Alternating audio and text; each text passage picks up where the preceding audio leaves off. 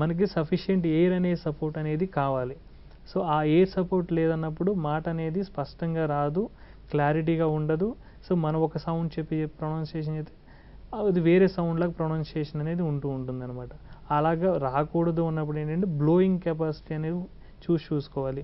Blowing చేయగలుగుతున్నాడా లేదా, sucking చేయగలుగుతున్నాడా లేదా, chewing చేయగలుగుతున్నాడా లేదా, స్వాలోయింగ్ చేయగలుగుతున్నాడా లేదా, ఇవి చూసుకోగలిగినప్పుడు ఏంటంటే సో ఇవన్నీ దీంట్లో కొన్ని స్కిల్స్ అనేది అబ్నార్మల్ ఉన్నాయి, ఇవి ఇంకా డెవలప్ అవ్వలేదు అన్నప్పుడు ఏంటి అని అంటే సో ఈ స్కిల్స్ డెవలప్ చేసుకున్న తర్వాత ఫర్దర్గా మనం ఏం చూడాలి అని అంటే కాగ్నేటివ్ స్కిల్స్ అండ్ ఎక్స్ప్రెషన్. అంటే కాగ్నేటివ్ ఏంటంటే ఇప్పుడు నేను ఏదైనా చెప్తున్నప్పుడు నీ పేరేంటి, మీది ఏ ఊరు, ఎక్కడి నుండి వచ్చారు అన్నప్పుడు నేను క్వశ్చన్స్ అడిగాను. ఆ క్వశ్చన్ అడిగినప్పుడు మీరు నేను నా పేరు ఇది అని చెప్పగలిగారని అండర్స్టాండింగ్ అనేది ఉండాలి. ఫస్ట్ అండర్స్టాండింగ్ అనేది డెవలప్మెంట్ చేయాలి.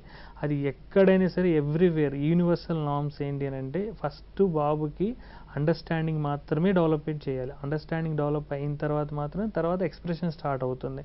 అది ఎవరికైనా నార్మల్ ఇండివిజువల్ హ్యూమన్ బీయింగ్కైనా సరే ఆర్ అబ్నార్మల్ కిడ్స్కైనా సరే, ఆటిజం ఆర్ ఏడిహెచ్డి పిల్లలకైనా, స్టామరింగ్ ఉన్న పిల్లలు కానీ ఎవరికైనా సరే ఫస్ట్ అండర్స్టాండింగ్ లెవెల్స్ అనేది కాంప్రహెన్సివ్ లెవెల్స్ ఇంక్రీజ్ చేయాలి.